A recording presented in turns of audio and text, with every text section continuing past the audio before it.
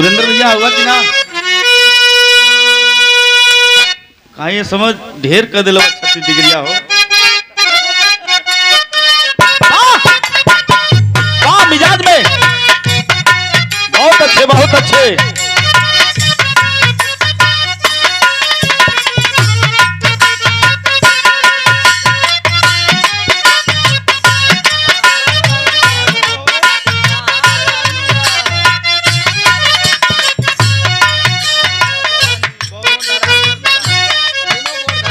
खुश रहा खूब मालिक तो के बनौले रहा। बड़ी सुंदर गायकी, बहुत कम समय में बड़ी सुंदर गायकी। सुभद्रा चौहान मऊ की धरती से बारे गुलशन का कृपा है। गौरी भैया के रहो, गौरी भैया की कृपा है और गुलशन तो इंटरनेशनल खिलाड़ी हो। निकासी करल तो रियाज करावेलन। सुभद्रा चौहान जी सुपरस्टार गायिका, आपके ओर से सुंदर पुष्पहार। इंसान अगर बहुत बड़ा उपलब्धि पा गया, 100 में 1-2% आदमी वही की बर्दाश्त कर लिया, लेकिन बड़ी उपलब्धि पाने वाला मैं देखा हूं कि घमंडी हो जाता है। ऐसा नहीं होना चाहिए। हर इंसान को, हम हो चाहे आप हो, दुनिया का कोई इंसान हो, अपने पिछले जीवन की शुरुआत को सोच ले और दर सीढ़ी चढ़ा है उसको भी ख्याल कर ले और पीछे का भी जीवन ख्याल कर ले, तो उसकी सफलता को कोई रोक नहीं सकता। यही से कवि जी लिखलन, बड़ी अच्छा भाव है, आप लोग गौर करिए। ये समय ट्रेंड करत है निर्गुण। सगरो गुमान जरी,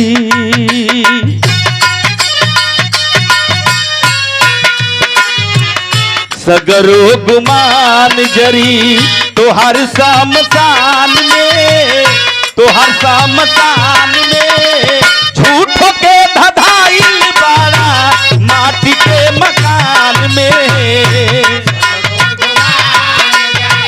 तो हर शमशान में, तो हर शमशान में झूठों के धधाइल बाड़ा माटी के मकान में।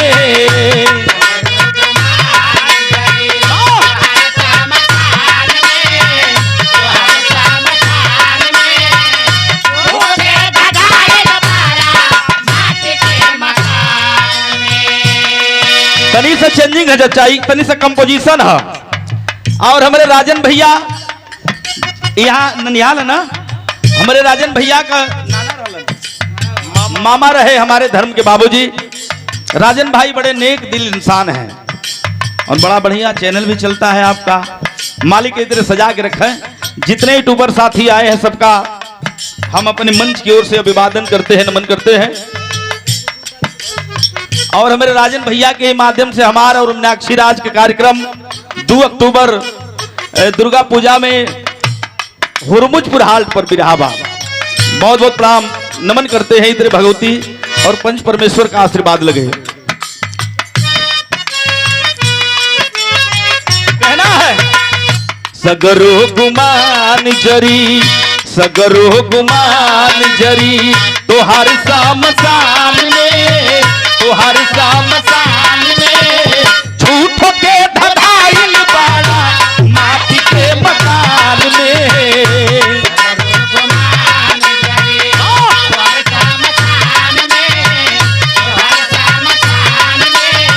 झूठों के धधाइल बाड़ा माटी के मकान में।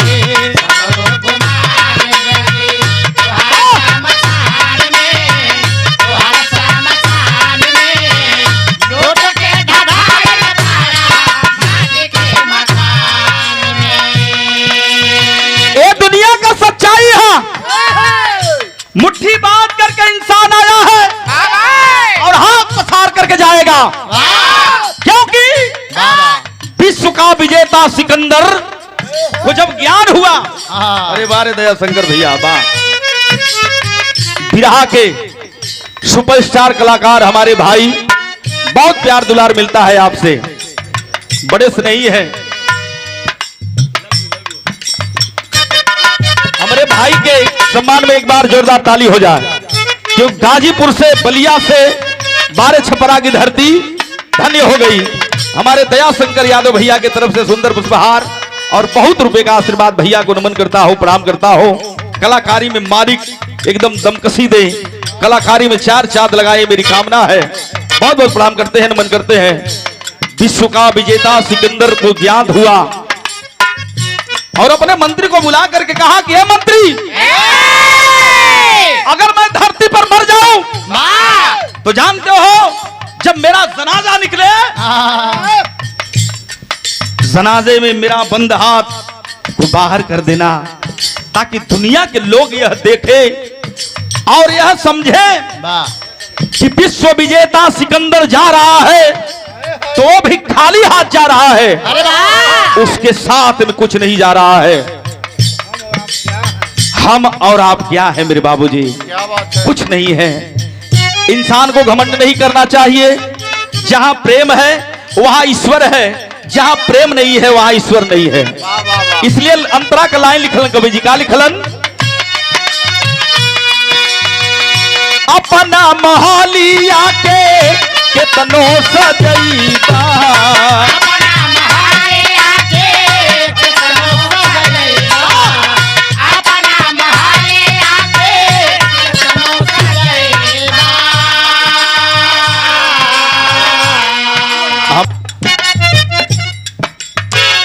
अपना मोहलिया के कितनो सजईता,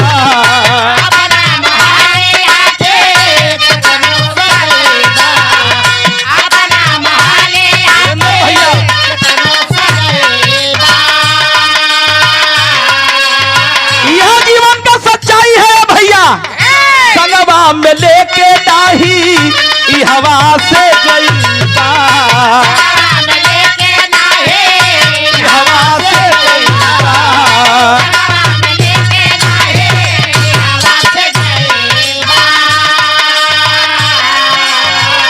अपना मोहलिया के कितनो सजईबा, संगवा में लेके नाही ई हवा से जईबा।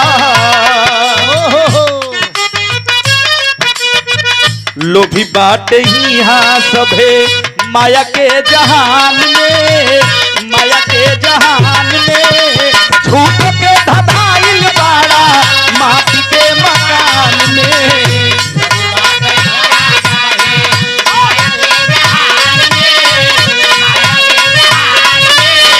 झूठ के धधाइल बाड़ा माटी के मकान में।